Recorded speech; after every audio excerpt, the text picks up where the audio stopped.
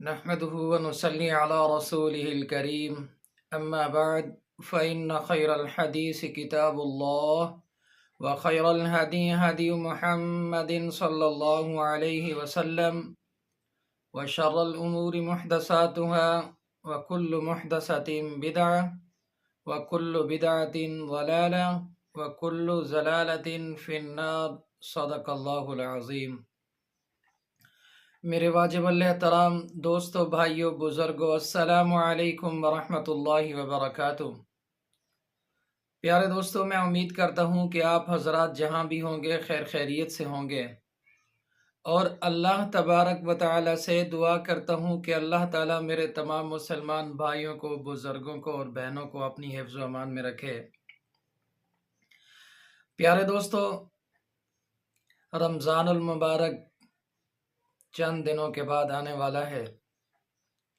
میں اللہ تبارک و تعالی سے دعا کرتا ہوں کہ اللہ تعالی تمام مسلمانوں کو روزہ رکھنے کی توفیق عطا فرمائے۔ اللہ تبارک و تعالی سے میری دعا ہے کہ اللہ تعالی پوری امت مسلمہ کو رمضان المبارک کے تمام روزے رکھنے کی توفیق عطا فرمائے۔ پیارے دوستو، آج ایک وظیفہ جو کہ آپ نے رمضان المبارک کے پہلے روزے سے شروع کرنا ہے، وظیفہ بہت پاورفل ہے ان حضرات کے لیے، ان میری بہنوں کے لیے، بھائیوں کے لیے، اور ان ماؤں کے لیے اور بزرگوں کے لیے جو ہمیشہ اولاد کے رشتوں میں بھی پریشان رہتے ہیں۔ دنیا کی کوئی بھی پریشانی ہے، اولاد کے رشتوں کی وجہ سے ہے، یا کوئی اور مقصد ہے، یا کوئی میرا بھائی نوکری کے چکر میں پریشان ہے، یا کوئی میری بہن کہیں پہ جاب کرنا چاہتی ہے تو مل نہیں رہی، یا کوئی میرا بھائی باہر جانا چاہتا ہے، ویزوں کا مسئلہ ہے، پسند کی شادی کا مسئلہ ہے، کہیں پہ آپ رشتہ کرنا چاہتے ہیں، رشتہ نہیں ہو رہا، یا بچوں کے لیے رشتے کہیں سے آ نہیں رہے، اس طرح کی جتنا بھی پریشانیاں ہیں، ان تمام پریشانیوں کے لیے وظیفہ لے کر حاضر ہوا ہوں۔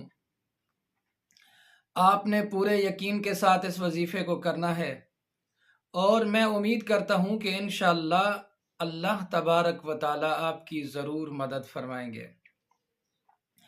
پیارے دوستو، آپ نے کوشش کرنی ہے کہ نماز پنجگانہ ادا کرنی ہے، روزہ رکھنے کا بھی اہتمام کرنا ہے، روزہ بھی رکھنا ہے۔ بالفرض اگر آپ بیمار ہیں، کوئی پریشانی ہے، شرعی عذر ہے، آپ روزہ نہیں رکھ سکتے، تو رمضان المبارک میں اس وظیفے کو آپ پڑھ سکتے ہیں۔ تو پیارے دوستو، آپ چلتا ہوں وظیفے کی طرف۔ آپ نے کون سا وظیفہ کرنا ہے اور کس ترتیب کے ساتھ کرنا ہے، کوشش کریں کہ اس کو پہلے روزے سے ہی شروع کریں۔ اگر پہلے سے نہیں کر سکتے، دوسرے، تیسرے یا پانچویں روزے میں بھی آپ اس کو شروع کر سکتے ہیں۔ تو پیارے دوستو، سب سے پہلے آپ نے نماز کی پابندی کرنی ہے، اور یہ وظیفہ پڑھنا ہے عصر کی نماز کے بعد۔ عصر کی نماز کے بعد 3 مرتبہ آپ نے درود ابراہیمی پڑھنا ہے، اور پھر یہ الفاظ پڑھنے ہیں، حسبنا اللہ و نعم الوکیل، یہاں تک پڑھنا ہے۔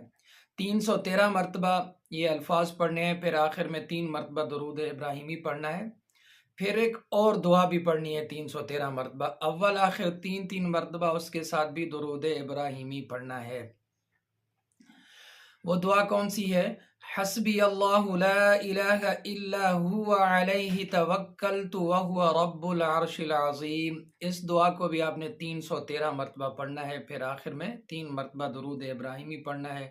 یہ دونوں جو میں نے آپ کو وظیفے بتائے ہیں، اسی ترتیب کے ساتھ آپ نے پڑھنے ہیں، اور اللہ تبارک و تعالی سے دعا مانگنی ہے۔ دعا کس ٹائم مانگنی ہے؟ وظیفے کو عصر کی نماز کے بعد پڑھنا ہے، اور دعا افطار سے پہلے مانگنی ہے، مطلب مغرب اور عصر کے درمیان افطار سے 5-10 منٹ رہتے ہوں، آپ نے اسی ٹائم اللہ تبارک و تعالی سے دعا مانگنی ہے۔ تو پیارے دوستوں، میں امید کرتا ہوں کہ آپ اس وظیفے کو ضرور کریں گے، اور اللہ تبارک و تعالی سے دعا کرتا ہوں کہ جو بھی میرا مسلمان بھائی، میری بہن یا کوئی میری ماں اپنی پریشانی کے لیے اس وظیفے کو کرے تو اللہ تبارک و تعالی اس کی ضرور مدد فرمائیں گے انشاءاللہ۔ تو پیارے دوستو، کوشش کرنی ہے، روزہ رکھنا ہے اور نماز کی پابندی کرنی ہے، اور عصر کی نماز کے بعد اس وظیفے کو پڑھنا ہے۔ جو بھی آپ کا مقصد ہے، جس مقصد کے لیے بھی آپ پڑھ رہے ہیں، تو وہ مقصد آپ کے ذہن میں ہونا لازمی ہے۔ اگر آپ رشتے کے لیے پڑھ رہے ہیں، اگر نوکری کے لیے پڑھ رہے ہیں، یا کوئی بندہ گھر میں بیمار ہے اس کے لیے پڑھ رہے ہیں، دنیا کی کوئی بھی پریشانی ہے، دنیا کا کوئی بھی مسئلہ ہے، تو آپ اس وظیفے کو پڑھ سکتے ہیں۔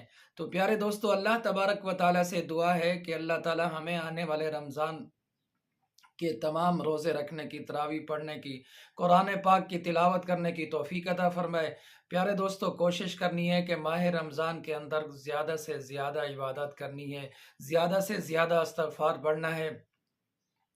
اللہ تعالیٰ سے میری دعا ہے کہ جتنا مسلمان پریشان حال ہیں، اللہ تعالیٰ ان تمام کی پریشانیوں کو دور فرمائے۔